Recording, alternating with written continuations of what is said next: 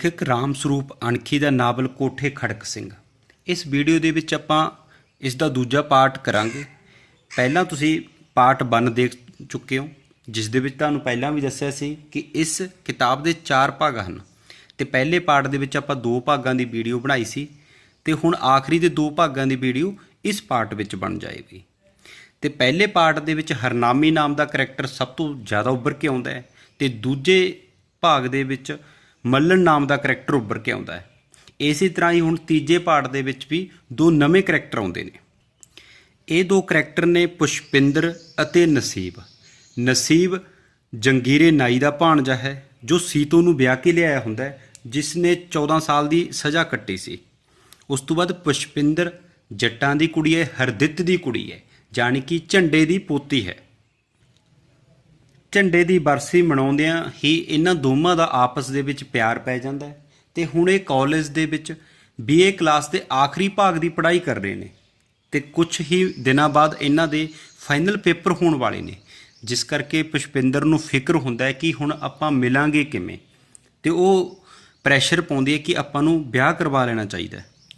ਪਰ ਨਸੀਬ ਡਰਦਾ ਹੈ ਕਿਉਂਕਿ ਉਹਨੂੰ ਇਹ ਹੁੰਦਾ ਕਿ ਇੱਕ ਤਾਂ ਮੈਂ ਨਾਈ ਹਾਂ, ਇਹ ਜੱਟਾਂ ਦੀ ਕੁੜੀ ਹੈ, ਦੂਜਾ ਸਾਡਾ ਆਰਥਿਕ ਪਾੜਾ ਵੀ ਬਹੁਤ ਜ਼ਿਆਦਾ ਵੱਡਾ ਹੈ, ਇਸ ਕਰਕੇ ਜੱਟ ਮੈਨੂੰ ਮਾਰ ਦੇਣਗੇ, ਉਹ ਸਾਡਾ ਵਿਆਹ ਕਦੇ ਨਹੀਂ ਹੋਣ ਦੇਣਗੇ।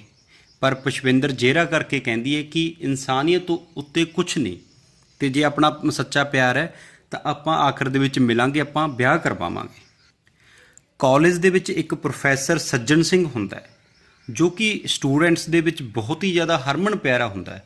ਉਸ ਦਾ ਕਾਰਨ ਇਹ ਹੁੰਦਾ ਹੈ ਕਿ ਉਹ ਸਟੂਡੈਂਟਾਂ ਨੂੰ ਆਪਣੇ ਦੋਸਤਾਂ ਵਾਂਗ ਸਮਝਦਾ ਹੈ ਤੇ ਆਪਣੀ ਜ਼ਿੰਦਗੀ ਦੇ ਕਿੱਸੇ ਵੀ ਉਹਨਾਂ ਨਾਲ ਸ਼ੇਅਰ ਕਰਦਾ ਹੈ, ਖਾਸ ਤੌਰ ਤੇ ਆਪਣੀ ਲਵ ਮੈਰਿਜ ਦੇ ਹੋਰ ਇਦਾਂ ਦੇ ਕਈ ਕਿੱਸੇ, ਜਿਸ ਕਾਰਨ ਵਿਦਿਆਰਥੀ ਉਹਨਾਂ ਤੋਂ ਬਹੁਤ ਜ਼ਿਆਦਾ ਪ੍ਰਭਾਵਿਤ ਹੁੰਦੇ ਨੇ। ਨਸੀਬ ਅਤੇ ਪੁਸ਼ਪਿੰਦਰ ਉਹਦੇ ਘਰ ਚੱਲ ਜਾਂਦੇ ਨੇ, ਉਹਦੇ ਨਾਲ ਸਲਾਹ ਮਸ਼ਵਰਾ ਕਰਦੇ ਨੇ, ਜਿਸ ਤੋਂ ਬਾਅਦ ਪ੍ਰੋਫੈਸਰ ਸੱਜਣ ਸਿੰਘ ਕਹਿੰਦਾ ਹੈ ਵੀ ਕੋਈ ਔਕੜ ਨਹੀਂ ਲਵ ਮੈਰਿਜ ਕਰਾਉਣ ਦੇ ਵਿੱਚ। ਸਭ ਤੋਂ ਵੱਡੀ ਔਕੜ ਹੈ ਕਿ ਤੁਹਾਨੂੰ ਪਹਿਲਾਂ ਆਰਥਿਕ ਤੌਰ ਤੇ ਮਜ਼ਬੂਤ ਹੋਣਾ ਪਏਗਾ, ਖਾਸ ਤੌਰ ਤੇ ਨਸੀਬ ਨੂੰ ਕੋਈ ਨੌਕਰੀ ਲੈਣੀ ਪਵੇਗੀ, ਜਿਸ ਤੋਂ ਬਾਅਦ ਤੁਹਾਨੂੰ ਕੋਈ ਦਿੱਕਤ ਨਹੀਂ ਆਵੇਗੀ। ਇਹ ਸਮਾਜ ਜੋ ਆਰਥਿਕ ਤੌਰ ਤੇ ਮਜ਼ਬੂਤ ਹੋਵੇ ਉਹਨੂੰ ਇਹ ਅਪਣਾ ਲੈਂਦਾ ਹੈ। ਪ੍ਰੋਫੈਸਰ ਦੀਆਂ ਇੱਦਾਂ ਦੀਆਂ ਗੱਲਾਂ ਸੁਣ ਕੇ ਦੋਵੇਂ ਹੌਸਲੇ 'ਚ ਹੋ ਜਾਂਦੇ ਨੇ ਤੇ ਉੱਥੋਂ ਆ ਜਾਂਦੇ ਨੇ ਤੇ ਆਉਂਦੇ ਆਉਂਦੇ ਇਹ ਫੈਸਲਾ ਕਰਦੇ ਨੇ ਕਿ ਹੁਣ ਆਪਾਂ ਪੂਰੇ ਧਿਆਨ ਲਾ ਕੇ ਪੇਪਰ ਦਈਏ ਤੇ ਫੁੱਲ ਨੰਬਰ ਪ੍ਰਾਪਤ ਕਰੀਏ, ਫਿਰ ਦੇਖਾਂਗੇ ਜੋ ਵੀ ਹੋਊਗਾ। ਤਾਂ ਇਹ ਸੀ ਕਾਂਡ 1 ਤੋਂ ਲੈ ਕੇ 5 ਤੱਕ ਦਾ ਵੇਰਵਾ। ਕਾਂਡ 6 ਤੋਂ ਲੈ ਕੇ 10 ਤੱਕ। ਘਰ ਪਹੁੰਚ ਕੇ ਪੁਸ਼ਪਿੰਦਰ ਨੇ ਮਾਂ ਕੋਲ ਬਹਾਨਾ ਲਾਇਆ ਕਿ ਫੂਲ ਦੀਆਂ ਕੁੜੀਆਂ ਉਹਨੂੰ ਨਾਲ ਲੈ ਗਈਆਂ ਸੀ। ਖੱਤਰੀਆਂ ਦੀ ਕੁੜੀ ਦੇ ਭਤੀਜੇ ਦੀ ਛਟੀ ਸੀ ਤੇ ਉੱਥੇ ਹੀ ਅਸੀਂ ਨੱਚਦੀਆਂ ਟੱਪਦੀਆਂ ਰਹੀਆਂ। ਇਹ ਸੁਣ ਕੇ ਉਹਦੀ ਮਾਂ ਨੂੰ ਝੋਰਾ ਹੁੰਦਾ ਹੈ, ਉਹਦੀ ਗੱਲ ਰੜਕਦੀ ਹੈ ਕਿ ਇਹ ਹੁਣ ਲੇਟ ਕਿਉਂ ਆਉਣ ਲੱਗੀ ਤੇ ਤਰਖਾਣਾ ਵਾਲੀ ਦੀ ਕੁੜੀ ਨਾਲ ਕਾਹਤੋਂ ਨਹੀਂ ਬਣਦੀ ਤੇ ਉਹਦੇ ਨਾਲ ਨਾ ਹੀ ਹੁਣ ਜਾਂਦੀ ਹੈ। ਇਸ ਤੋਂ ਬਾਅਦ ਪੁਸ਼ਪਿੰਦਰ ਕੁਝ ਦਿਨ ਕਦੇ ਪੜ੍ਹਨ ਲੱਗ ਜਾਂਦੀ, ਕਦੇ ਕਿਸੇ ਦਿਨ ਬਿਲਕੁਲ ਨਾ ਪੜ੍ਹਦੀ। ਫਿਰ ਉਹਨੂੰ ਪਤਾ ਲੱਗਿਆ ਕਿ ਕਾਲਜ ਦੇ ਵਿੱਚ ਰੋਲ ਨੰਬਰ ਮਿਲ ਰਹੇ ਨੇ ਤਾਂ ਉਹ ਰੋਲ ਨੰਬਰ ਲੈਣ ਚੱਲ ਜਾਂਦੀ ਹੈ। ਉਸ ਦਿਨ ਉਹਨੂੰ ਲੱਗਦਾ ਹੈ ਕਿ ਕਾਸ਼ ਮੇਰੇ ਨਾਲ ਨਸੀਬ ਹੁੰਦਾ, ਪਰ ਉਹ ਤਰਖਾਣਾ ਦੀ ਕੁੜੀ ਨਾਲ ਜਾਂਦੀ ਹੈ ਉੱਥੇ, ਤੇ ਉਹ ਉੱਥੇ ਦੇਖ ਕੇ ਵੀ ਆਉਂਦੀ ਹੈ ਤੇ ਨਸੀਬ ਉੱਥੇ ਰਜਿਸਟਰ ਤੇ ਦੇਖਦੀ ਹੈ ਕਿ ਨਸੀਬ ਤਾਂ ਪਹਿਲਾਂ ਹੀ ਰੋਲ ਨੰਬਰ ਲੈ ਗਿਆ ਆਪਣਾ। ਕੁਝ ਦਿਨ ਫਿਰ ਇੱਦਾਂ ਹੀ ਤਿਆਰੀ ਕਰਦੀ ਰਹਿੰਦੀ ਹੈ, ਕਦੇ ਕਿਤਾਬ ਚੱਕ ਲਈ, ਕਦੇ ਕਿਸੇ ਦਿਨ ਨਾ ਚੱਕੀ। ਫਿਰ ਉਹ ਇੱਕ ਦਿਨ ਜਦੋਂ ਕੋਈ ਵੀ ਘਰ ਨਹੀਂ ਹੁੰਦਾ, ਸਿਰਫ ਦਾਦੀ ਹੁੰਦੀ ਹੈ, ਤਾਂ ਕਿਤਾਬ ਮੁੱਦੀ ਮਾਰ ਕੇ ਉਹ ਸਿੱਧੀ ਚੱਲਦੀ ਹੈ ਤੇ ਨਸੀਬ ਕੇ ਘਰ ਪਹੁੰਚ ਜਾਂਦੀ ਹੈ। ਨਸੀਬ ਸੁੱਤਾ ਪਿਆ ਹੁੰਦਾ ਤਾਂ ਅੱਗੇ ਉਹਦੇ ਕਮਰੇ 'ਚੋਂ ਗੇਟ ਲਾ ਕੇ ਉੱਥੇ ਬੈਠ ਜਾਂਦੀ ਹੈ। ਕੁਝ ਟਾਈਮ ਬਾਅਦ ਨਸੀਬ ਦੀ ਮਾਮੀ ਵੀ ਆ ਜਾਂਦੀ ਹੈ ਤੇ ਉਹਨੂੰ ਚਾਹ ਪਾਣੀ ਪਿਆਉਂਦੀ ਹੈ, ਹੋਰ ਕੁਝ ਨਹੀਂ ਪੁੱਛਦੀ ਉਹਨਾਂ ਬਾਰੇ। ਫਿਰ ਨਸੀਬ ਕਹਿੰਦਾ ਹੈ ਕਿ ਆਪਾਂ ਨੇ ਤਾਂ ਕਸਮ ਖਾਧੀ ਸੀ ਕਿ ਇਮਤਿਹਾਨ ਤੋਂ ਬਾਅਦ ਮਿਲਾਂਗੇ। ਪੁਸ਼ਪਿੰਦਰ ਕਹਿੰਦੀ ਮੇਤੋਂ ਨਹੀਂ ਰਿਹਾ ਜਾਂਦਾ ਹੁਣ, ਮੈਨੂੰ ਤੇਰੇ ਬਿਨਾਂ ਸਰਦਾ ਨਹੀਂ, ਮੈਂ ਕੀ ਲੈਣਾ ਪੜ੍ਹਾਈਆਂ ਤੋਂ। ਫਿਰ ਨਸੀਬ ਉਹਨੂੰ ਪ੍ਰੋਫੈਸਰ ਸੁਰਜਣ ਦੀ ਗੱਲ ਯਾਦ ਕਰਾਉਂਦਾ ਕਿ ਜੇ ਆਪਾਂ ਆਰਥਿਕ ਤੌਰ ਤੇ ਮਜ਼ਬੂਤ ਹੋਵਾਂਗੇ ਫਿਰ ਹੀ ਆਪਣਾ ਵਿਆਹ ਹੋਊਗਾ। ਫਿਰ ਉੱਥੋਂ ਪੁਸ਼ਪਿੰਦਰ ਆ ਜਾਂਦੀ ਹੈ ਤੇ ਹੌਸਲੇ ਦੇ ਵਿੱਚ ਹੁੰਦੀ ਹੈ। ਫਿਰ ਉਹ ਦਿਨ ਰਾਤ ਮਿਹਨਤ ਕਰਦੀ ਹੈ। ਉੱਧਰੋਂ ਨਸੀਬ ਵੀ ਪੂਰਾ ਪੜ੍ਹਦਾ ਹੈ ਤੇ ਉਹਨਾਂ ਦੇ ਪੇਪਰ ਹੋ ਜਾਂਦੇ ਨੇ। ਲਾਸਟ ਪੇਪਰ ਦੇ ਦਿਨ ਪੁਸ਼ਪਿੰਦਰ ਕਹਿੰਦੀ ਹੈ ਕਿ ਮੈਂ ਨਾਨਕੇ ਜਾਣਾ, ਚੰਨਣਵਾਲ ਮੇਰੇ ਨਾਨਕੇ ਨੇ, ਤੂੰ ਵੀ ਮੇਰੇ ਨਾਲ ਚੱਲੀ ਉੱਥੋਂ ਤੱਕ ਬੱਸ ਦੇ ਵਿੱਚ ਤੇ ਆਪਾਂ ਖੁੱਲ੍ਹ ਕੇ ਗੱਲਾਂ ਕਰਾਂਗੇ। ਤਾਂ ਨਸੀਬ ਵੀ ਉਹਦੇ ਨਾਲ ਚੱਲ ਜਾਂਦਾ ਹੈ। ਤਾਂ ਉੱਥੇ ਉਹ ਹੋਰ ਸ਼ਹਿਰ ਦੇ ਵਿੱਚ ਚਾਹ ਪਾਣੀ ਪੀਂਦੇ ਨੇ, ਗੱਲਾਂ ਕਰਦੇ ਨੇ। ਫਿਰ ਪੁਸ਼ਪਿੰਦਰ ਕਹਿੰਦੀ ਹੈ ਵੀ ਅਜੇ ਪਹਿਲਾਂ ਜਾ ਕੇ ਕੀ ਕਰੂੰਗੀ ਮੈਂ, ਤਾਂ ਆਪਾਂ ਹੋਰ ਗੱਲਾਂ ਕਰ ਲੈਂਦੇ ਹਾਂ। ਤਾਂ ਨਸੀਬ ਕਹਿੰਦਾ ਵੀ ਚੱਲ ਆਪਾਂ ਫਿਲਮ ਦੇਖ ਲੈਂਦੇ ਹਾਂ। ਤਾਂ ਉਹ ਫਿਲਮ ਦੇਖ ਕੇ ਆ ਜਾਂਦੇ ਨੇ, ਤਾਂ 6:30 7 ਵੱਜ ਜਾਂਦੇ ਨੇ ਸ਼ਾਮ ਦੇ। ਫਿਰ ਪੁਸ਼ਪਿੰਦਰ ਕਹਿੰਦੀ ਤੇਰਾ ਪਿੰਡ ਹੈ ਜਿਹੜਾ ਸੰਘੇੜਾ, ਉਹ ਵੀ ਇੱਥੋਂ ਨੇੜੇ ਹੀ ਹੈ, ਆਪਾਂ ਉੱਥੇ ਨਾ ਚੱਲੀਏ। ਤਾਂ ਨਸੀਬ ਉਹਨੂੰ ਲੈ ਜਾਂਦਾ ਹੈ, ਆਪਦੇ ਪਿੰਡ ਸੰਘੇੜੇ ਲੈ ਜਾਂਦਾ ਹੈ। ਅਤੇ ਉੱਥੇ ਉਹਦੇ 3 ਭਾਈ ਹੁੰਦੇ ਨੇ ਅਤੇ ਉਹਨਾਂ ਦੀਆਂ 3 ਬਹੂਆਂ ਉਹਨਾਂ ਨੂੰ ਹੈਰਾਨੀ ਨਾਲ ਦੇਖਦੀਆਂ ਨੇ। ਅਤੇ ਨਸੀਬ ਦੀ ਮਾਂ ਨੂੰ ਵੀ ਝੋਰਾ ਜਿਹਾ ਲੱਗਦਾ ਵੀ ਕੋਈ ਗੜਬੜ ਹੈ ਕਿਤੇ ਨਾ ਕਿਤੇ। ਆਉਂਦੇ ਹੋਏ ਨਸੀਬ ਆਪਣੀ ਵੱਡੀ ਭਾਬੀ ਨੂੰ ਦੱਸਿਆ ਹੁੰਦਾ ਕਿ ਮੈਂ ਇਸ ਕੁੜੀ ਨਾਲ ਵਿਆਹ ਕਰਾਉਣਾ, ਇਹ ਜੱਟਾਂ ਦੀ ਕੁੜੀ ਹੈ। ਅਤੇ ਉਹਦੀ ਭਾਬੀ ਉਹਨੂੰ ਕਹਿੰਦੀ ਹੈ ਵੀ ਸੰਭਲ ਕੇ ਚੱਲੀ, ਆਪਦੇ ਸਮਝ ਨਾਲ ਚੱਲੀ, ਸਾਡੇ ਤਾਂ ਇਹ ਗੱਲ ਵੱਸਦੀ ਨਹੀਂ ਹੈਗੀ ਵੀ ਤੂੰ ਨਾਈ ਹੈ, ਉਹ ਜੱਟਾਂ ਦੀ ਹੈ। ਉਹ ਕਹਿੰਦੀ ਹੈ ਤੁਸੀਂ ਪਾੜੇ ਹੋ, ਤੁਸੀਂ ਆਪਣਾ ਆਪ ਹੀ ਸਮਝਿਓ। ਫਿਰ ਉੱਥੋਂ ਨਸੀਬ ਉਹਨੂੰ ਲੈ ਆਉਂਦਾ ਅਤੇ ਬਰਨਾਲੇ ਦੇ ਬੱਸ ਸਟੈਂਡ ਨੂੰ ਨਹੀਂ ਜਾਂਦੇ, ਚੰਦਨ ਵਾਲੇ ਤੋਂ ਉਹ ਸਿੱਧੀ ਸੰਧੂ ਪੱਤੀ ਵੱਲ ਠੀਕਰੀ ਵਾਲੇ ਅੱਡੇ 'ਤੇ ਚੱਲ ਜਾਂਦੇ ਨੇ। ਅਤੇ ਉੱਥੋਂ ਉਹ ਪੁਸ਼ਪਿੰਦਰ ਨੂੰ ਬੱਸ ਚੜ੍ਹਾ ਦਿੰਦਾ ਹੈ। 11 ਤੋਂ ਲੈ ਕੇ 15 ਤੱਕ ਚੰਦਨਵਾਲ ਨੂੰ ਜਾਂਦੀ ਪੁਸ਼ਪਿੰਦਰ ਕਹਿ ਗਈ ਸੀ ਕਿ ਉੱਥੇ ਉਹ ਹਫ਼ਤੇ ਤੋਂ ਜ਼ਿਆਦਾ ਨਹੀਂ ਰੁਕੇਗੀ, ਅਤੇ ਜਿਸ ਦਿਨ ਉਹਨੇ ਵਾਪਸ ਆਉਣਾ ਹੋਇਆ ਉਸ ਤੋਂ ਪਹਿਲਾਂ ਉਹ ਚਿੱਠੀ ਲਿਖੇਗੀ, ਅਤੇ ਜਿਸ ਦਿਨ ਉਹਨੂੰ ਆਉਣਾ ਹੋਇਆ ਉਸ ਦਿਨ ਉਸ ਦੇ ਅੱਗੇ ਆ ਜਾਵੇ, ਤਾਂ ਕਿ ਉਹ ਪਹਿਲਾਂ ਵਾਂਗ ਹੀ ਇਕੱਠੇ ਸਫ਼ਰ ਕਰਨ ਅਤੇ ਇਕੱਠੀਆਂ ਗੱਲਾਂ ਕੀਤੀਆਂ ਜਾਣ। ਨਸੀਬ 10 ਦਿਨ ਲਗਾਤਾਰ ਚਿੱਠੀ ਉਡੀਕਦਾ ਰਿਹਾ, ਪਰ ਚਿੱਠੀ ਆਈ ਨਹੀਂ। ਫਿਰ ਉਹ ਡੇਰੇ ਜਾਣ ਲੱਗ ਪਿਆ। ਬਾਬੇ ਟੇਕਦਾਸ ਦੇ ਡੇਰੇ ਦੇ ਵਿੱਚ ਬਾਬਾ ਬਹੁਤ ਹੀ ਪੜ੍ਹਿਆ ਲਿਖਿਆ ਸੀ ਅਤੇ ਉਸ ਨੂੰ ਸਾਰੀ ਹੀ ਗਿਆਨ ਸੀ। ਪੰਜਾਬੀ ਹਿੰਦੀ ਸਾਹਿਤ ਉਹ ਪੜ੍ਹਦਾ ਰਹਿੰਦਾ ਸੀ। ਅੰਗਰੇਜ਼ੀ ਦੇ ਅੱਖਰ ਉਹਦੀ ਜ਼ੁਬਾਨ 'ਤੇ ਚੜ੍ਹੇ ਰਹਿੰਦੇ, ਅਤੇ ਉਹਦੇ ਕੋਲ ਡਾਕਟਰ, ਵਿਗਿਆਨੀ, ਤਰਕਸ਼ੀਲ ਸਾਰੇ ਤਰ੍ਹਾਂ ਦੇ ਹੀ ਲੋਕ ਉਹਨਾਂ ਕੋਲ ਆਉਂਦੇ ਸੀ। ਫਿਰ ਨਸੀਬ ਨੂੰ ਉੱਥੇ ਹੀ ਇੱਕ ਲੇਖਕਾਂ ਦੀ ਗੋਸ਼ਟੀ ਬਾਰੇ ਪਤਾ ਲੱਗਦਾ ਕਿ ਉੱਥੇ ਵੱਡੇ ਵੱਡੇ ਲੇਖਕ ਆਉਣਗੇ। ਜਦੋਂ ਉੱਥੇ ਨਸੀਬ ਜਾਂਦਾ ਹੈ ਤਾਂ ਉੱਥੇ 2 ਕਿਤਾਬਾਂ ਦੀ ਜ਼ਿਆਦਾ ਚਰਚਾ ਸੁਣਦਾ ਹੈ। ਇੱਕ ਰਸੂਲ ਹਮਤਾਤੂਜ਼ ਦੀ ਦਾਗਿਸਤਾਨ ਅਤੇ ਦੂਜੀ ਅਸਲੀ ਇਨਸਾਨ ਦੀ ਕਹਾਣੀ। ਉਹਨਾਂ ਤੋਂ ਪ੍ਰਭਾਵਿਤ ਹੋ ਕੇ ਉਹ 2 ਹੀ ਕਿਤਾਬਾਂ ਖਰੀਦ ਲੈਂਦਾ ਹੈ। ਅਤੇ ਜਦੋਂ ਰਸੂਲ ਹਮਤਾਤੂਜ਼ ਨੂੰ ਆਕਰ ਪੜ੍ਹਦਾ ਤਾਂ ਉਹਨੂੰ ਬਹੁਤ ਹੀ ਜ਼ਿਆਦਾ ਵਧੀਆ ਲੱਗਦਾ ਹੈ। ਫਿਰ ਇੱਕ ਦਿਨ ਜਦੋਂ ਬਾਬਾ ਉਸ ਤੋਂ ਕਿਤਾਬ ਲੈਂਦਾ ਕਿ ਪੁੱਛਦਾ ਕਿ ਇਹ ਕਿਤਾਬ ਕਿੱਦਾਂ ਦੀ ਹੈ, ਤਾਂ ਨਸੀਬ ਉਹਦੀ ਬਹੁਤ ਜ਼ਿਆਦਾ ਤਾਰੀਫ ਕਰਦਾ ਹੈ। ਤਾਂ ਬਾਬਾ ਉਹਦੇ ਵਿੱਚੋਂ ਇੱਕ ਪੇਜ ਪਲਟ ਕੇ ਪੜ੍ਹਦਾ ਕਿ ਦੇਖ ਰਸੂਲ ਹਮਤਾਤੂਜ਼ ਨੇ ਕਿੰਨਾ ਵਧੀਆ ਲਿਖਿਆ। ਜੇ 20 ਸਾਲ ਦੀ ਉਮਰ ਵਿੱਚ ਤੁਹਾਡੇ ਵਿੱਚ ਕੋਈ ਤਾਕਤ ਨਹੀਂ ਤਾਂ ਕਦੀ ਆਸ ਹੀ ਨਾ ਰੱਖੋ ਕਿ ਇਹ ਕਦੀ ਆਵੇਗੀ, ਕਿਉਂਕਿ ਇਹ ਨਹੀਂ ਆਵੇਗੀ। ਜੇ 30 ਸਾਲ ਦੀ ਉਮਰੇ ਤੁਹਾਨੂੰ ਸਮਝ ਨਹੀਂ ਆਈ ਤਾਂ ਆਸ ਹੀ ਨਾ ਰੱਖੋ ਕਿ ਆਏਗੀ, ਕਿਉਂਕਿ ਇਹ ਨਹੀਂ ਆਏਗੀ। ਜੇ 40 ਸਾਲ ਦੇ ਹੋ ਕੇ ਵੀ ਤੁਹਾਡੇ ਕੋਲ ਪੈਸੇ ਨਹੀਂ ਤਾਂ ਆਸ ਹੀ ਨਾ ਰੱਖੋ ਕਿ ਇਹ ਆਉਣਗੇ, ਕਿਉਂਕਿ ਇਹ ਨਹੀਂ ਆਉਣਗੇ। ਨਸੀਬ ਦੂਜੀ ਕਿਤਾਬ ਅਸਲੀ ਇਨਸਾਨ ਦੀ ਕਹਾਣੀ ਨੂੰ ਵੀ ਦਿਨ ਰਾਤ ਪੜ੍ਹਦਾ ਹੈ। ਤਾਂ ਉਹਦੀ ਮਾਂ ਕਹਿੰਦੀ ਹੈ ਕਿ ਪੁੱਤ ਤੂੰ ਇੰਨਾ ਪੜ੍ਹਦਾ ਤੈਨੂੰ ਵਧੀਆ ਨੌਕਰੀ ਮਿਲ ਜੂ। ਪਰ ਨਸੀਬ ਦੱਸਦਾ ਕਿ ਮਾਂ ਮੈਂ ਤਾਂ ਇਹ ਕਿਤਾਬਾਂ ਊਂ ਪੜ੍ਹਦਾ, ਇਹ ਮੇਰੀ ਪੜ੍ਹਾਈ ਦੀਆਂ ਕਿਤਾਬਾਂ ਨਹੀਂ। ਪਰ ਮਾਂ ਨੂੰ ਇਹ ਗੱਲਾਂ ਕਿੱਥੋਂ ਸਮਝ ਆਉਂਦੀਆਂ ਨੇ। ਫਿਰ ਉਹ ਕਹਿੰਦੀ ਹੈ ਕੋਈ ਨਾ ਪੁੱਤ, ਆਪਾਂ ਨੂੰ ਤਾਂ ਨੌਕਰੀ ਮਿਲ ਜੂ, ਕਿਉਂਕਿ ਆਪਾਂ ਨੂੰ ਜੱਟ ਬਾਹਮਣ ਬਾਣੀਆਂ ਨਾਲੋਂ ਮੂਹਰੇ ਰੱਖਦੇ ਨੇ। ਫਿਰ ਨਸੀਬ ਦੱਸਦਾ ਹੈ ਕਿ ਆਹ ਮਜ਼੍ਹਬੀ, ਰਮਦਾਸੀਏ, ਹੋਰ ਕੌਣ, ਇਹ ਵੀ ਸਾਰੇ ਆਪਣੇ ਤੋਂ ਅੱਗੇ ਰੱਖੇ ਜਾਂਦੇ ਨੇ। ਫਿਰ ਸਾਰੀਆਂ ਕਾਸਟਿਜ਼ਮ ਦੀਆਂ ਗੱਲਾਂ ਹੁੰਦੀਆਂ ਨੇ, ਤਾਂ ਜਿਹਦੇ ਵਿੱਚ ਨਸੀਬ ਖਾਸ ਤੌਰ 'ਤੇ ਇਹ ਦੱਸਦਾ ਹੈ ਕਿ ਕਿੱਦਾਂ ਛੋਟੀ ਕਾਸਟ ਤੋਂ ਉੱਭਰ ਕੇ ਕੋਈ ਜਦੋਂ ਵੱਡਾ ਅਫਸਰ ਬਣ ਜਾਂਦਾ ਹੈ ਤਾਂ ਉਹ ਆਪਦੇ ਕਾਸਟ ਦੀਆਂ ਦੇ ਨਾਲੋਂ ਹੀ ਰਿਸ਼ਤਾ ਤੋੜ ਦਿੰਦਾ ਹੈ। ਪਰ ਇੱਦਾਂ ਦੀਆਂ ਗੱਲਾਂ ਮਾਂ ਨੂੰ ਪੂਰਾ ਸਮਝ ਨਹੀਂ ਲੱਗਦੀਆਂ। ਫਿਰ ਇਸ ਤੋਂ ਕੁਝ ਦਿਨਾਂ ਬਾਅਦ ਚਿੱਠੀ ਆਉਂਦੀ ਹੈ ਪੁਸ਼ਪਿੰਦਰ ਦੀ, ਜਿਹਦੇ ਵਿੱਚ ਥੋੜ੍ਹੀ ਜਿਹੀ ਟੈਨਸ਼ਨ ਵਾਲੀਆਂ ਗੱਲਾਂ ਲਿਖੀਆਂ ਹੁੰਦੀਆਂ ਨੇ। ਉਹ ਦੱਸਦੀ ਹੈ ਕਿ ਮੈਂ 2-3 ਦਿਨਾਂ ਬਾਅਦ ਹੀ ਮੈਨੂੰ ਮੇਰਾ ਭਰਾ ਆ ਕੇ ਇੱਥੋਂ ਲੈ ਗਿਆ ਸੀ, ਅਤੇ ਹੁਣ ਮੈਨੂੰ ਮਾਂ ਮੇਰੀ ਬਾਹਰੋਂ ਨਹੀਂ ਨਿਕਲਣ ਦਿੰਦੀ, ਉਹ ਘਰ ਦੇ ਵਿੱਚ ਹੀ ਜਿੰਦਰਾ ਲਾ ਕੇ ਰੱਖਦੀ ਹੈ। ਤਾਂ ਇਹ ਸਾਰੀ ਗੱਲਾਂ ਪੜ੍ਹ ਕੇ ਨਸੀਬ ਨੂੰ ਚਿੰਤਾ ਹੁੰਦੀ ਹੈ। ਉਹਨੂੰ ਇਹ ਹੁੰਦਾ ਕਿ ਸ਼ਾਇਦ ਉਹਦੇ ਘਰ ਮੇਰੀ ਗੱਲ ਦਾ ਪਤਾ ਲੱਗ ਗਿਆ। ਪਰ ਨਸੀਬ ਉਸੇ ਰਾਤ ਹੀ ਆਪਦੇ ਮਾਮੇ ਦੇ ਪਿੰਡ ਚਾਲੇ ਪਾ ਦਿੰਦਾ, ਕਿਉਂਕਿ ਉਹਨੂੰ ਲੱਗਦਾ ਕਿ ਪੁਸ਼ਪਿੰਦਰ ਪਤਾ ਨਹੀਂ ਕਿੰਨੀ ਕੁ ਤੜਫਰੀ ਹੋਵੇਗੀ। ਪਰ ਉਹ ਆਪਦੇ ਨਾਨਕੇ ਪਿੰਡ ਹੀ ਚੋਰੀਓਂ ਜਾਂਦਾ ਹੈ, ਕਿਉਂਕਿ ਉਹਨੂੰ ਇਹ ਡਰ ਰਹਿੰਦਾ ਵੀ ਕਿਤੇ ਮੈਨੂੰ ਕੁੱਟਣ ਨਾ, ਮਾਰਨ ਨਾ, ਕਿਉਂਕਿ ਵੀ ਉਹਨਾਂ ਨੂੰ ਪਤਾ ਨਾ ਲੱਗ ਗਿਆ ਹੋਵੇ ਮੇਰੀ ਗੱਲ ਦਾ। ਉਹ ਸਾਰੇ ਹੀ ਪਿੰਡ ਦੇ ਜਿੰਨੇ ਵੀ ਬੰਦੇ ਮਿਲਦੇ ਨੇ ਉਹਨਾਂ ਤੋਂ 100 ਬੋਲ ਲੈਂਦਾ, ਪਰ ਐਦਾਂ ਦੀ ਕੋਈ ਗੱਲ ਨਹੀਂ ਨਿਕਲਦੀ। 16 ਤੋਂ ਲੈ ਕੇ 20 ਤੱਕ ਤਾਂ ਜਦੋਂ ਸਵੇਰੇ ਨਸੀਬ ਅੱਖਾਂ ਮਲਦਾ ਉੱਠਦਾ ਤਾਂ ਉਹਦਾ ਮਾਮਾ ਕਹਿੰਦਾ ਕਿ ਮੈਂ ਮਕੰਦ ਟੁੰਡੇ ਦੇ ਭੋਗ 'ਤੇ ਜਾਣਾ। ਉਹਦਾ ਮੁੰਡਾ ਪਟਵਾਰੀ ਪਰਮਜੀਤ ਬਹੁਤ ਵੱਡਾ ਇਕੱਠ ਕਰੇਗਾ ਅਤੇ ਬਹੁਤ ਲੋਕ ਆਉਣਗੇ। ਫਿਰ ਉਹ ਮਾਮੀ ਨਾਲ ਦੁੱਖ ਸੁੱਖ ਦੀਆਂ ਗੱਲਾਂ ਕਰਦਾ, ਉੱਥੋਂ ਦੀਆਂ ਗੱਲਾਂ ਕਰਦਾ, ਅਤੇ ਮਾਮੀ ਵੀ ਕਹਿੰਦੀ ਹੈ ਕਿ ਮੈਂ ਵੀ ਟਾਈਮ ਨਾਲ ਹੀ ਜਾਣਾ। ਫਿਰ ਨਸੀਬ ਕਹਿ ਦਿੰਦਾ ਕਿ ਮੈਂ 12 ਕੁ ਵਜੇ ਮੈਂ ਵੀ ਉੱਥੇ ਆ ਜਾਵਾਂਗਾ। ਤਾਂ ਜਦੋਂ ਨਸੀਬ ਉੱਥੇ ਜਾਂਦਾ ਹੈ ਤਾਂ ਅੱਗੇ ਪੁਸ਼ਪਿੰਦਰ ਦਾ ਬਾਪ ਹੁੰਦਾ ਹੈ। ਤਾਂ ਪਹਿਲਾਂ ਤਾਂ ਉਹਦੇ ਵੱਲ ਝਾਕਦਾ ਨਹੀਂ, ਪਰ ਜਦੋਂ ਆਪ ਹੀ ਬੁਲਾ ਲੈਂਦਾ ਉਹ ਪੁੱਛਦਾ ਵੀ ਹੁਣ ਕੀ ਕਰਦੇ ਹੋ, ਤਾਂ ਨਸੀਬ ਸਾਰਾ ਕੁਝ ਦੱਸ ਦਿੰਦਾ ਹੈ। ਹਰਦਿਲ ਦੀਆਂ ਗੱਲਾਂ ਸੁਣ ਕੇ ਨਸੀਬ ਨੂੰ ਇਹ ਬਿਲਕੁਲ ਨਹੀਂ ਲੱਗਿਆ ਕਿ ਉਹ ਕੋਈ ਨਾਰਾਜ਼ ਹੈ ਜਾਂ ਉਹਨੂੰ ਕਿਸੇ ਗੱਲ ਦਾ ਕੋਈ ਇਲਮ ਹੈ, ਤੇ ਹਰਦਿਲ ਉਸ ਨੂੰ ਕਹਿ ਦਿੰਦਾ ਕਿ ਚੰਗਾ ਤੂੰ ਘਰ ਆਈ।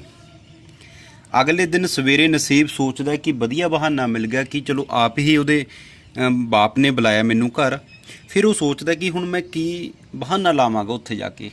ਤਾਂ ਉਹ ਸੋਚਦਾ ਕਿ BA ਦਾ ਰਿਜ਼ਲਟ ਆਉਣ ਵਾਲਾ, ਤਾਂ ਮੈਂ ਨੌਕਰੀ ਦਾ ਬਹਾਨਾ ਲਾ ਦੂੰਗਾ ਕਿ ਮੈਂ ਨੌਕਰੀ ਬਾਰੇ ਕਹਿਣ ਆਇਆ। ਤਾਂ ਉਹਨਾਂ ਦੇ ਉਹ ਘਰ ਚੱਲ ਜਾਂਦਾ ਹੈ। ਉੱਥੇ ਹਰਦਿਲ ਹੁੰਦਾ ਨਹੀਂ, ਤੇ ਜਦੋਂ ਉਹ ਕਮਰੇ ਦੇ ਬਾਹਰ ਖੜਾ ਹੁੰਦਾ ਉੱਥੇ ਪੁਸ਼ਪਿੰਦਰ ਹੁੰਦੀ ਹੈ। ਪੁਸ਼ਪਿੰਦਰ ਉਹਨੂੰ ਫਿਰ ਉਹ ਗੱਲਾਂ ਦੱਸਣ ਲੱਗ ਜਾਂਦੀ ਹੈ ਵੀ ਕੀ ਕੀ ਉਹਦੇ ਨਾਲ ਬੀਤੀ। ਇਹਦੇ ਨਾਲ ਹੀ ਪੁਸ਼ਪਿੰਦਰ ਦਾ ਭਰਾ ਆ ਜਾਂਦਾ, ਫਿਰ ਤਿੰਨੇ ਬੈਠੇ ਰਹਿੰਦੇ ਨੇ। ਉਸ ਤੋਂ ਬਾਅਦ ਸਾਰੀ ਗੱਲਬਾਤ ਪੁੱਛ ਕੇ ਪੁਸ਼ਪਿੰਦਰ ਉਹਦੀ ਮੰਮੀ ਨੂੰ ਥੋੜਾ ਮਿਲ ਕੇ ਉੱਥੋਂ ਆ ਜਾਂਦਾ ਵਾਪਸ। ਨਸੀਬ ਨੂੰ ਘਰ ਆਇਆ ਦੇਖ ਕੇ ਪੁਸ਼ਪਿੰਦਰ ਦੀ ਮਾਂ ਦਿਆਲੋ ਉਹਦੇ ਨਾਲ ਲੜਦੀ ਹੈ ਕਿ ਇਹ ਮੁੰਡਾ ਕਿਵੇਂ ਆਇਆ। ਫਿਰ ਉਹਨੂੰ ਸਾਰੀ ਗੱਲ ਦੱਸ ਦਿੰਦੀ ਹੈ ਕਿ ਤੁਸੀਂ ਨੇ ਉੱਥੇ ਹੋਟਲ ਦੇ ਵਿੱਚ ਚਾਹ ਪੀਤੀ, ਇਹ ਕੁਝ ਕੀਤਾ, ਇਕੱਠੇ ਬੱਸ ਦੇ ਵਿੱਚ ਬੈਠੇ। ਤਾਂ ਪੁਸ਼ਪਿੰਦਰ ਵੀ ਅੱਗੇ ਅੜ ਜਾਂਦੀ ਹੈ ਵੀ ਤੈਨੂੰ ਕਿਹਨੇ ਦੱਸਿਆ। ਫਿਰ ਉਹ ਨਾਮ ਦੱਸ ਦਿੰਦੀ ਹੈ। ਉਹ ਕਹਿੰਦੀ ਮੈਨੂੰ ਸਾਰਾ ਕੁਝ ਸ਼ਿਆਮੋ ਨੇ ਦੱਸਿਆ। ਅਸਲ ਦੇ ਵਿੱਚ ਜਦੋਂ ਇਹ ਇਕੱਠੇ ਬੱਸ ਦੇ ਵਿੱਚ ਜਾਂਦੇ ਨੇ ਤਾਂ ਉੱਥੇ ਹੀ ਸ਼ਿਆਮੋ ਬੈਠੀ ਹੁੰਦੀ ਹੈ। ਤਾਂ ਉਹ ਇਹਨਾਂ ਨੂੰ ਇਕੱਠਿਆਂ ਨੂੰ ਬੱਸ ਦੇ ਵਿੱਚ ਬਹਿ ਕੇ ਇਹਨਾਂ ਦਾ ਮਗਰਾ ਕਰਨ ਲੱਗ ਜਾਂਦੀ ਹੈ ਅਤੇ ਸਾਰੀ ਹੀ ਰਿਪੋਰਟ ਲੈ ਕੇ ਆਉਂਦੀ ਹੈ। ਤਾਂ ਉਹ ਗਈ ਤਾਂ ਆਪਣੀ ਭੈਣ ਕੋਲ ਹੁੰਦੀ ਹੈ, ਅਤੇ ਜਦੋਂ ਭੈਣ ਕੋਲ ਜਾਂਦੀ ਉਹ 8-10 ਦਿਨ ਲਾਉਂਦੀ ਹੈ। ਪਰ ਐਡੀ ਗੱਲ ਉਹਨੂੰ ਪਿੰਡ ਦੀ ਪਤਾ ਲੱਗ ਗਿਆ ਤਾਂ ਉੱਥੇ 21 ਰਾਤ ਰਹਿੰਦੀ ਹੈ। ਦੂਜੀ ਰਾਤ ਉਹ ਸਿੱਧਾ ਆ ਕੇ ਹਰਦਿਲ ਦੇ ਘਰ ਆ ਜਾਂਦੀ ਹੈ, ਅਤੇ ਦਿਆਲੂ ਇਕੱਲੀ ਹੁੰਦੀ ਹੈ। ਉਹ ਦਿਆਲੂ ਨੂੰ ਆ ਕੇ ਸਿੱਧੀ ਗੱਲ ਦੱਸ ਦਿੰਦੀ ਹੈ। ਪਰ ਮਾਂ-ਬਾਪ ਜਿਵੇਂ ਆਪਣੇ ਧੀ ਪੁੱਤ ਦੀ ਗੱਲ ਬੋਚਦੇ ਨੇ, ਤਾਂ ਦਿਆਲੋ ਨੇ ਵੀ ਆਪਣੀ ਧੀ ਦੀ ਗੱਲ ਬੋਚੀ। ਉਹਨੇ ਆਪ ਹੀ ਕਹਿ ਦਿੱਤਾ ਕਿ ਅਸੀਂ ਨੇ ਮੁੰਡਾ ਨਸੀਬ ਆਪ ਖੁਦ ਭੇਜਿਆ ਤੀ, ਉਹ ਤਾਂ ਸਾਡੇ ਘਰ ਆਉਂਦਾ ਜਾਂਦਾ ਰਹਿੰਦਾ।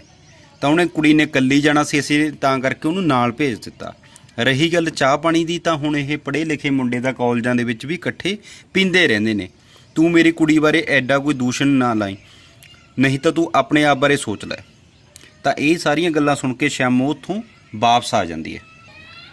ਕੁਛ ਦਿਨਾਂ ਬਾਅਦ ਦੋਵਾਂ ਦਾ ਰਿਜ਼ਲਟ ਆ ਜਾਂਦਾ ਹੈ ਅਤੇ ਦੋਵੇਂ ਦੂਜੀ ਡਿਵੀਜ਼ਨ ਦੇ ਵਿੱਚ ਪਾਸ ਹੁੰਦੇ ਨੇ। ਫਿਰ ਜੰਗੀਰਾ ਨਸੀਬ ਨੂੰ ਲੈ ਕੇ ਹਰਦਿਲ ਦੇ ਘਰ ਜਾਂਦਾ ਹੈ ਅਤੇ ਉਹ ਸਿਫਾਰਿਸ਼ ਲਈ ਕਹਿੰਦਾ। ਤਾਂ ਉਹ ਇਕੱਠੇ ਹੋ ਕੇ ਜਾਂਦੇ ਨੇ। ਤਾਂ ਹਰਦਿਲ ਉਹਨਾਂ ਨੂੰ ਕਹਿ ਦਿੰਦਾ ਕਿ ਜਿਹੜੀਆਂ ਵੀ ਪੋਸਟ ਆਉਣ ਉਹ ਭਰਦਾ ਜਾਵੇ, ਮੈਂ ਆਪੇ ਕੋਈ ਨਾ ਕੋਈ ਹੀਲਾ ਕਰ ਦੂੰਗਾ।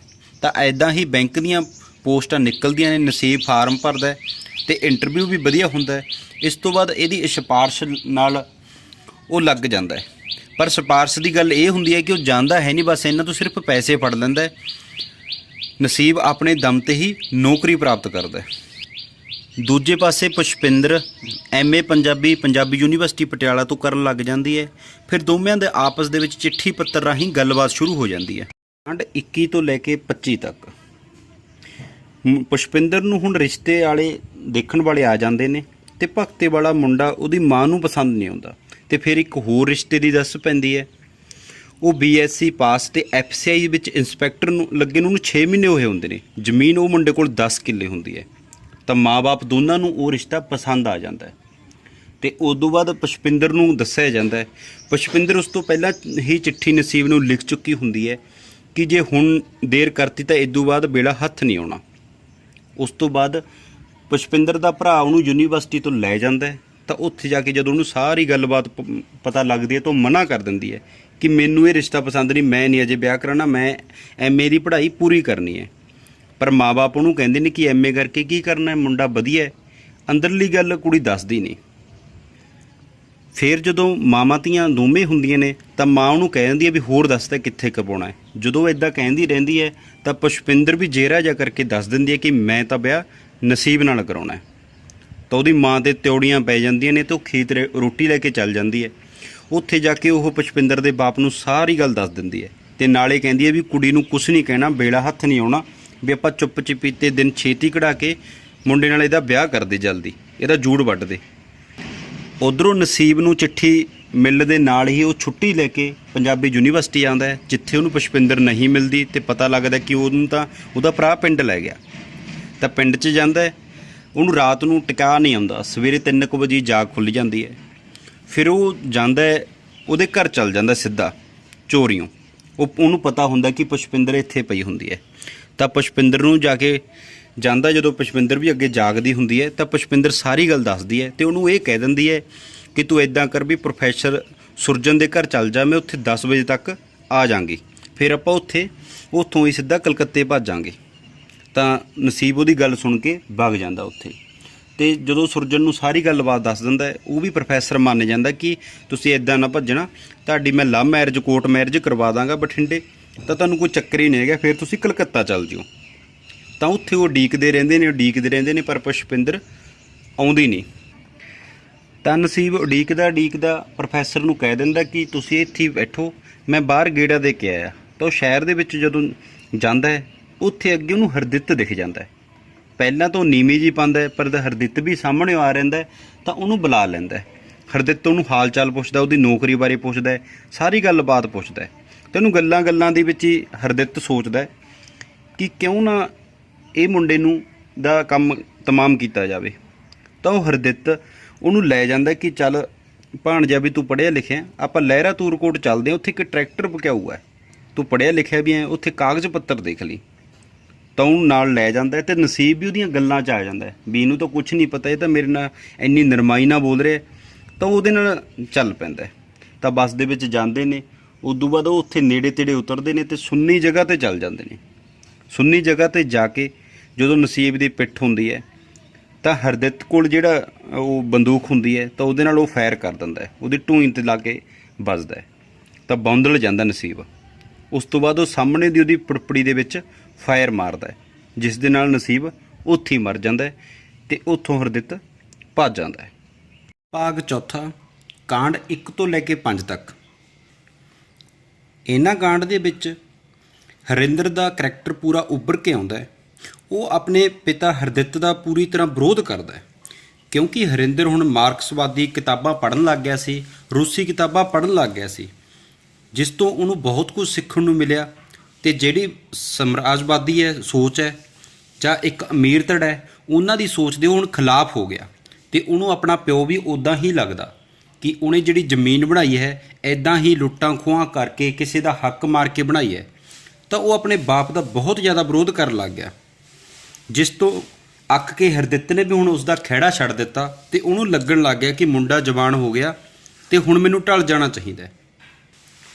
ਜਿਸ ਦਿਨ ਪੁਸ਼ਪਿੰਦਰ ਨੇ ਭੱਜਣਾ ਸੀ ਤਾਂ ਉਸ ਦਿਨ ਉਸ 'ਤੇ ਠੀਕਰੀ ਵਾਲਾ ਪਹਿਰਾ ਲਾ ਦਿੱਤਾ ਮਾਂ ਨੇ, ਅਤੇ ਉਹਨੂੰ ਜਾਣ ਨਹੀਂ ਦਿੱਤਾ, ਉਹਦਾ ਕੋਈ ਬਹਾਨਾ ਨਹੀਂ ਚੱਲਣ ਦਿੱਤਾ, ਅਤੇ ਜਿਸ ਕਰਕੇ ਉਹ ਉੱਥੇ ਪਹੁੰਚ ਨਾ ਸਕੀ। ਅਤੇ ਫਿਰ ਉਹ ਜੈਲੋ ਆਈ, ਉਹਦੀ ਪਿੰਡ ਦੀ ਹੀ ਕੁੜੀ ਜਿਹੜੀ ਉਹਦੀ ਦੋਸਤ ਸੀ, ਨਾਲ ਪੜ੍ਹਦੀ ਸੀ, ਤਾਂ ਉਹਦੇ ਨਾਲ ਉਹਨੇ ਸਾਰੀ ਗੱਲ ਸਾਂਝੀ ਕੀਤੀ, ਜਿਹਦੇ ਨਾਲ ਉਹਨੇ ਪਹਿਲਾਂ ਵੀ ਆਪਦੇ ਤੇ ਨਸੀਬ ਬਾਰੇ ਦੱਸਿਆ ਹੋਇਆ ਸੀ।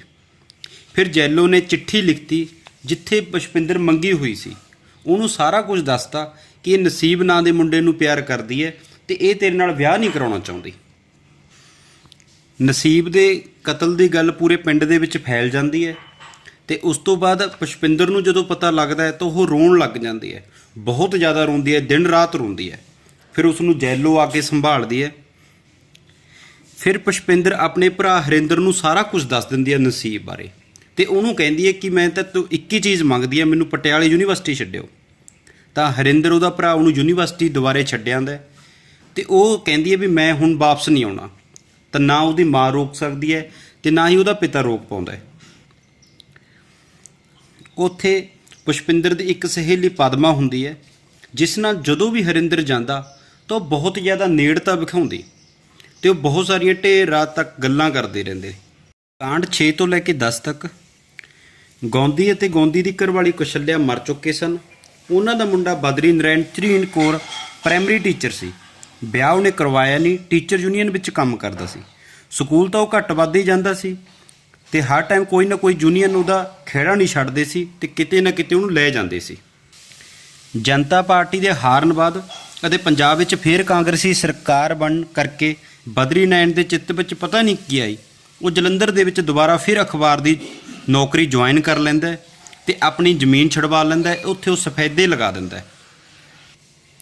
ਅਤੇ ਜਲੰਧਰ ਦੀ ਹੀ ਸਰਕਾਰੀ ਨੌਕਰੀ ਕਰਦੀ ਇੱਕ B.Ed ਅਧਿਆਪਕਾਂ ਨਾਲ ਉਹ ਵਿਆਹ ਕਰਵਾ ਲੈਂਦਾ। ਕੁੜੀ ਵੀ ਕਾਮਰੇਡ ਵਿਚਾਰਾਂ ਦੀ ਸੀ, ਅਤੇ ਕੁੜੀ ਬਦਰੀ ਤੋਂ 13-14 ਸਾਲ ਛੋਟੀ ਸੀ। ਪ੍ਰੀਤਮ ਕੈਰੋ दारू ਦੀ ਓਵਰਡੋਜ਼ ਕਾਰਨ ਉਹ ਮਰ ਜਾਂਦਾ ਹੈ ਤੇ ਆਨੰਦ ਕੌਰ ਜਦੋਂ ਇਕੱਲੀ ਰਹਿ ਜਾਂਦੀ ਹੈ ਤਾਂ ਉਹਨੂੰ ਉਹਦੀਆਂ ਕੁੜੀਆਂ ਲੈ ਜਾਂਦੀਆਂ ਨੇ। ਪੁਸ਼ਪਿੰਦਰ ਪੰਜਾਬੀ ਦੇ ਵਿੱਚੋਂ ਫਸਟ ਡਿਵੀਜ਼ਨ ਤੋਂ ਪਾਸ ਹੁੰਦੀ ਹੈ ਤੇ ਹੁਣ ਉਹ ਘਰ ਵਾਪਸ ਆ ਜਾਂਦੀ ਹੈ ਤੇ ਕਿਤਾਬਾਂ ਪੜ੍ਹਨ ਲੱਗ ਜਾਂਦੀ ਹੈ। ਤੇ ਉਸ ਤੋਂ ਬਾਅਦ ਜਦੋਂ ਉਹਦੀ ਸਹੇਲੀ ਜੈਲੋ ਘਰ ਆਉਂਦੀ ਹੈ ਤਾਂ ਉਸ ਤੋਂ ਪੋਸਟਾਂ ਦਾ ਪਤਾ ਲੱਗਦਾ ਹੈ ਤੇ ਪੋਸਟ ਅਪਲਾਈ ਕਰਨ ਤੋਂ ਬਾਅਦ ਆਪਦੇ ਪਿਤਾ ਦੀ ਸਿਫਾਰਿਸ਼ ਕਾਰਨ ਉਹਨੂੰ ਜੌਬ ਮਿਲ ਜਾਂਦੀ ਹੈ ਤੇ ਉਹ ਬਠਿੰਡੇ ਦੇ ਵਿੱਚ ਨੌਕਰੀ ਕਰਨਾ ਸ਼ੁਰੂ ਕਰ ਦਿੰਦੀ ਹੈ। ਉੱਥੇ ਹੀ ਰਹਿਣ ਲੱਗ ਜਾਂਦੀ ਹੈ ਤੇ ਪਿੰਡ ਦੇ ਵਿੱਚ ਘੱਟ ਵੱਧ ਹੀ ਗੇੜਾ ਮਾਰਦੀ ਹੈ। 10 ਤੋਂ ਲੈ ਕੇ 15 ਤੱਕ ਹਰਦਿੱਤ ਸਿੰਘ ਅਤੇ ਉਹਦੀ ਪਤਨੀ ਦਿਆਲੂ ਇੱਕੋ ਗੱਲ ਸੋਚਦੇ ਰਹਿੰਦੇ ਨੇ ਕਿ ਕੁੜੀ ਦਾ ਜੇ ਵਿਆਹ ਹੋ ਜੇ, ਕੁੜੀ ਦਾ ਜੇ ਵਿਆਹ ਹੋ ਜੇ, ਪਰ ਕੁੜੀ ਮੰਨਦੀ ਨਹੀਂ ਤੇ ਪਿੰਡ ਵੀ ਘੱਟ ਵੱਧ ਹੀ ਆਉਂਦੀ ਹੈ। ਇਸ ਕਰਕੇ ਉਹ ਫੈਸਲਾ ਕਰਦੇ ਨੇ ਕਿ ਦੋਵੇਂ ਹੀ ਬਠਿੰਡੇ ਚਲੇ ਜਾਂਦੇ ਨੇ ਜਿੱਥੇ ਪ੍ਰੋਫੈਸਰ ਦੀ ਨੌਕਰੀ ਕਰ ਰਹੀ ਹੁੰਦੀ ਹੈ। ਤਾਂ ਉੱਥੇ ਜਾ ਕੇ ਉਹਨੂੰ ਸਮਝਾਉਂਦੇ ਨੇ ਪਰ ਪੁਸ਼ਪਿੰਦਰ ਕੋਈ ਵੀ ਗੱਲ ਦਾ ਰਿਪਲਾਈ ਨਹੀਂ ਕਰਦੀ। ਜਿਸ ਤੋਂ ਬਾਅਦ ਉਹਦੀ ਮਾਂ ਦਿਆਲੂ ਅੱਕ ਕੇ ਉਹਨੂੰ ਕਹਿੰਦੀ ਹੈ ਕਿ ਤੂੰ ਘਰ ਵੀ ਨਾ ਆਈ। ਤਾਂ ਉਹ ਗੁੱਸੇ ਹੋ ਕੇ ਉੱਥੋਂ ਆ ਜਾਂਦੇ ਨੇ ਤੇ ਪੁਸ਼ਪਿੰਦਰ ਵੀ ਉਹਨਾਂ ਨੂੰ ਬਿਲਕੁਲ ਰੋਕਦੀ ਨਹੀਂ। ਮੱਲਣ ਦੇ ਦਿਮਾਗ ਵਿੱਚ ਹਰ ਵੇਲੇ ਬਲਕਾਰ ਦੀਆਂ ਗੱਲਾਂ ਹੀ ਘੁੰਮਦੀਆਂ ਰਹਿੰਦੀਆਂ ਨੇ, ਪਰ ਉਸ ਦੀ ਪਤਨੀ ਚੰਦ ਕੌਰ ਉਹ ਚਿਹਰਾ ਤਕੜਾ ਕਰਕੇ ਰੱਖਦੀ ਹੈ ਤੇ ਮੱਲਣ ਦੇ ਇਸੇ ਚਿੰਤਾ ਦੇ ਕਾਰਨ ਮੱਲਣ ਦੀ ਮੌਤ ਹੋ ਜਾਂਦੀ ਹੈ ਤੇ ਚੰਦ ਕੌਰ ਇਕੱਲੀ ਰਹਿ ਜਾਂਦੀ ਹੈ। ਜਿਸ ਤੋਂ ਬਾਅਦ ਉਹਦੀ ਤਿੰਨੇ ਜਮਾਈ ਉਹਦੇ ਕੋਲ ਬਾਰ-ਬਾਰ ਆਉਂਦੇ ਨੇ ਤੇ ਕੋਈ ਉਹਨੂੰ ਆਪਣੇ ਕੋਲ ਲੈ ਜਾਣਾ ਚਾਹੁੰਦਾ ਹੈ, ਕੋਈ ਆਪਣੇ ਕੋਲ। ਕਾਰਨ ਸਿਰਫ ਉਸ ਦੀ ਜ਼ਮੀਨ ਹੁੰਦੀ ਹੈ, ਪਰ ਚੰਦ ਕੌਰ ਉਹਨਾਂ ਨੂੰ ਕਹਿੰਦੀ ਹੈ ਕਿ ਪੁੱਤ ਮੈਂ ਦਊਂਗੀ ਤਾਂ ਬਰਾਬਰ ਦਾ ਹਿੱਸਾ ਹੀ ਦਊਂਗੀ। ਤਾਂ ਉਹ ਮਰਨ ਤੋਂ ਪਹਿਲਾਂ ਹੀ ਉਹਨਾਂ ਦੇ ਨਾਮ ਵਸੀਅਤ ਕਰਾ ਦਿੰਦੀ ਹੈ ਤੇ ਬਰਾਬਰ ਦਾ ਹਿੱਸਾ ਉਹਨਾਂ ਨੂੰ ਦੇ ਦਿੰਦੀ ਹੈ। ਦੂਜੇ ਪਾਸੇ ਪੁਸ਼ਪਿੰਦਰ ਕੋਲ ਬਠਿੰਡੇ ਆਨੇ ਬਹਾਨੀ ਹਰਿੰਦਰ ਅਤੇ ਪਦਮਾ ਦੋਵੇਂ ਆਪਸ ਦੇ ਵਿੱਚ ਉੱਥੇ ਇਕੱਠੇ ਹੁੰਦੇ ਰਹਿੰਦੇ ਨੇ। ਕਾਂਡ 16 ਤੋਂ ਲੈ ਕੇ 20 ਤੱਕ। ਅੱਧੀ ਰਾਤ ਨੂੰ ਜਦ ਹਰਿੰਦਰ ਸੁੱਤਾ ਪਿਆ ਹੁੰਦਾ ਤਾਂ ਉਹਨਾਂ ਦਾ ਗੇਟ ਖੜਕਦਾ ਤੇ ਉਹਦੇ ਦੋ ਦੋਸਤ ਅਜਮੇਰ ਧਾਲੀਵਾਲ ਅਤੇ ਦੂਜਾ ਰਾਮਦਾਸ ਆਉਂਦੇ ਨੇ ਜੋ ਕਿ ਨਕਸਲੀ ਲਹਿਰ ਦੇ ਵਿੱਚ ਹੀ ਜੁੜੇ ਹੁੰਦੇ ਨੇ ਤੇ ਉਹਨਾਂ ਨੂੰ ਰੋਟੀ ਪਾਣੀ ਖਿਲਾਉਂਦਾ ਤੇ ਉਸ ਤੋਂ ਬਾਅਦ ਉਹਨਾਂ ਨੂੰ 1000 ਰੁਪਏ ਦੀ ਮਦਦ ਕਰਦਾ। ਉਹਨਾਂ ਦੀ ਮਦਦ ਕਰਨ ਦਾ ਕਾਰਨ ਸਿਰਫ ਬਲਕਾਰ ਹੁੰਦਾ ਕਿਉਂਕਿ ਉਹ ਉਹਦੇ ਪਿੰਡ ਦਾ ਹੁੰਦਾ ਤੇ ਉਹਨੂੰ ਇਹ ਲੱਗਦਾ ਹੁੰਦਾ ਕਿ ਜਿਹੜੀ ਮੇਰੇ ਬਾਪ ਨੇ ਉਹਨਾਂ ਦੀ ਜ਼ਮੀਨ ਗਹਿਣੇ ਲੈਤੀ ਹੋਈ ਸੀ ਤੇ ਉਹਦੇ 30,000 ਰੁਪਏ ਉਹਦੇ ਬੈਂਕ 'ਚ ਪਏ ਹੁੰਦੇ ਨੇ, ਤਾਂ ਉਹਨੂੰ ਲੱਗਦਾ ਕਿ ਉਹ ਬਲਕਾਰ ਦੀ ਯਾਦਗਾਰੀ ਦੇ ਵਿੱਚ ਜਾਂ ਉਹਦੀ ਲਹਿਰ ਨੂੰ ਸਮਰਪਿਤ ਤੌਰ ਪਏ ਉਹਨਾਂ ਦੇ ਵਾਪਸ ਕਰ ਦੇਵੇ ਹੌਲੀ ਹੌਲੀ। ਇੱਕ ਦਿਨ ਹਰਿੰਦਰ ਸਿੱਧਾ ਪਦਮਾ ਦੇ ਘਰ ਜਾਂਦਾ ਤੇ ਉਹਨੂੰ ਕਹਿ ਦਿੰਦਾ ਵੀ ਕੱਪੜੇ ਪੈਕ ਕਰ ਲੈ। ਤਾਂ ਉਹ ਅਟੈਚੀ ਲੈ ਕੇ ਸਿੱਧਾ ਪੁਸ਼ਪਿੰਦਰ ਕੋਲ ਚਲੇ ਜਾਂਦੇ ਨੇ ਤੇ ਜਿੱਥੇ ਪੁਸ਼ਪਿੰਦਰ ਦਾ ਇੱਕ ਕਲੀਗ ਪ੍ਰੋਫੈਸਰ ਗੁਰਬਖਸ਼ ਹੁੰਦਾ ਤੇ ਉਹ ਉਹਨਾਂ ਦੀ ਲਵ ਮੈਰਿਜ ਕਰਵਾ ਦਿੰਦਾ, ਜਿਸ ਨੂੰ ਦੇਖ ਕੇ ਪੁਸ਼ਪਿੰਦਰ ਬਹੁਤ ਜ਼ਿਆਦਾ ਖੁਸ਼ ਹੁੰਦੀ ਹੈ ਤੇ ਉਹ ਤਿੰਨੇ ਚਾਰੇ ਘਰ ਆ ਜਾਂਦੇ ਨੇ। ਤੇ ਘਰ ਆ ਕੇ ਜਦੋਂ ਆਪਣੀ ਮਾਂ ਨੂੰ ਦੱਸਦੇ ਨੇ ਤਾਂ ਉਹਨੂੰ ਬਹੁਤ ਜ਼ਿਆਦਾ ਚਾਅ ਹੁੰਦਾ, ਪਰ ਬਾਪ ਦੇ ਮਨ ਅੰਦਰ ਧੜਕਾ ਬਹਿ ਜਾਂਦਾ ਤੇ ਨਾ ਹੀ ਉਹ ਕਿਸੇ ਨਾਲ ਗੱਲ ਕਰਦਾ ਤੇ ਕੁਛ ਹੀ ਦਿਨਾਂ ਬਾਅਦ ਉਸ ਦੀ ਮੌਤ ਹੋ ਜਾਂਦੀ ਹੈ। ਹਰਿੰਦਰ ਬਲਕਾਰ ਦੀ ਯਾਦ ਦੇ ਵਿੱਚ ਪਿੰਡ ਦੇ ਵਿੱਚ ਲਾਇਬ੍ਰੇਰੀ ਬਣਾ ਦਿੰਦਾ ਤੇ ਜਿਸ ਦੇ ਵਿੱਚ ਉਹ ਕਿਤਾਬਾਂ ਰੱਖਦਾ, ਰੂਸੀ ਕਿਤਾਬਾਂ ਰੱਖਦਾ, ਕਾਰਲ ਮਾਰਕਸ ਦੀਆਂ ਕਿਤਾਬਾਂ ਰੱਖਦਾ ਤੇ ਬਹੁਤ ਸਾਰੇ ਜਣੇ ਆ ਕੇ ਪੜ੍ਹਦੇ ਨੇ ਤੇ ਉੱਥੇ ਜੋਗਿੰਦਰ ਸਿੰਘ ਜਾਣੀ ਕਿ ਗਿੰਦਰ ਨੂੰ ਕਿਤਾਬਾਂ ਦੇਣ ਅਤੇ ਮਨਵਾਉਣ ਦੇ ਕੰਮ ਉੱਤੇ ਲਾ ਦਿੰਦਾ ਹੈ। ਦੂਜੇ ਪਾਸੇ ਨਾਜਰ ਮਰ ਗਿਆ ਹੁੰਦਾ ਤੇ ਹਰਨਾਮੀ ਹਜੇ ਜਿਉਂਦੀ ਹੁੰਦੀ ਹੈ ਤੇ ਹਰਨਾਮੀ ਦੇ ਘਰ ਹੀ ਹੁਣ ਜੋਗਿੰਦਰ ਕਦੇ-ਕਦੇ ਆ ਜਾਂਦਾ ਹੈ ਤੇ ਸੱਥ ਦੇ ਵਿੱਚ ਜਦੋਂ ਉਹਨਾਂ ਦੀਆਂ ਗੱਲਾਂ ਚੱਲਦੀਆਂ ਨੇ ਤਾਂ ਅੱਜ ਦੇ ਮੁੰਡੇ ਹੈਰਾਨ ਰਹਿੰਦੇ ਨੇ ਉਹਨਾਂ ਦੀਆਂ ਗੱਲਾਂ ਸੁਣ ਕੇ ਕਿ ਇਹ ਦੋਵੇਂ ਕਦੇ ਆਪਸ ਦੇ ਵਿੱਚ ਪਤੀ ਪਤਨੀ ਸਨ। ਦੂਜੇ ਪਾਸੇ ਪ੍ਰਾਗਦਾਸ ਦਾ ਡੇਰਾ ਵੀ ਉੱਜੜ ਚੁੱਕਿਆ ਹੁੰਦਾ, ਉਹਨੂੰ ਕਈ ਵਾਰ ਕਈ ਲੋਕਾਂ ਨੇ ਆ ਕੇ ਰਾਤ ਨੂੰ ਲੁੱਟਿਆ ਹੁੰਦਾ ਤੇ ਸ਼ਾਇਦ ਆਪਾਂ ਇਸ ਦਾ ਮਤਲਬ ਇਹ ਵੀ ਲਗਾ ਸਕਦੇ ਹਾਂ ਕਿ ਜੋ ਨਕਸਲੀ ਲਹਿਰ ਨਾਲ ਜੁੜੇ ਹੋਏ ਸੀ, ਕਿਉਂਕਿ ਉਹਨਾਂ ਨੂੰ ਪਤਾ ਸੀ ਵੀ ਇਹ ਪਿੰਡ ਨੂੰ ਲੁੱਟ ਕੇ ਖਾ ਰਿਹਾ ਤੇ ਉਸ ਤੋਂ ਬਾਅਦ ਉਹਦਾ ਡੇਰਾ ਉਜਾੜਿਆ ਜਾਂਦਾ ਤੇ ਜਿੱਥੇ ਨਾਟਕ ਕਰਨ ਦੇ ਲਈ ਇੱਕ ਗਰਾਊਂਡ ਬਣਾ ਦਿੱਤਾ ਜਾਂਦਾ, ਸਟੇਜ ਤਿਆਰ ਕੀਤੀ ਜਾਂਦੀ ਹੈ ਜਿੱਥੇ ਵੱਖ-ਵੱਖ ਨਾਟਕ ਖੇਡੇ ਜਾਂਦੇ ਨੇ ਤੇ ਲੋਕਾਂ ਨੂੰ ਜਾਗਰਿਤ ਕੀਤਾ ਜਾਂਦਾ ਹੈ। ਇੱਥੇ ਹੀ ਇਹ ਨਾਵਲ ਦੀ ਸਮਾਪਤੀ ਹੁੰਦੀ ਹੈ। ਜੇਕਰ ਤੁਹਾਨੂੰ ਇਹ ਵੀਡੀਓ ਵਧੀਆ ਲੱਗੀ ਹੋਵੇ ਤਾਂ ਸ਼ੇਅਰ ਜ਼ਰੂਰ ਕਰਨਾ ਤੇ ਕਮੈਂਟ ਦੇ ਵਿੱਚ ਰਿਕਮੈਂਡ ਕਰਨਾ। ਜੇਕਰ ਤੁਸੀਂ ਇਦਾਂ ਹੀ ਕਿਸੇ ਹੋਰ ਨਾਵਲ ਦੀ ਪੂਰੀ ਸਮਰੀ ਚਾਹੁੰਦੇ ਹੋ ਤੇ ਇਸ ਚੈਨਲ ਨੂੰ ਸ਼ੇਅਰ ਕਰਨਾ ਤੇ ਸਬਸਕ੍ਰਾਈਬ ਵੀ ਕਰਨਾ। ਧੰਨਵਾਦ।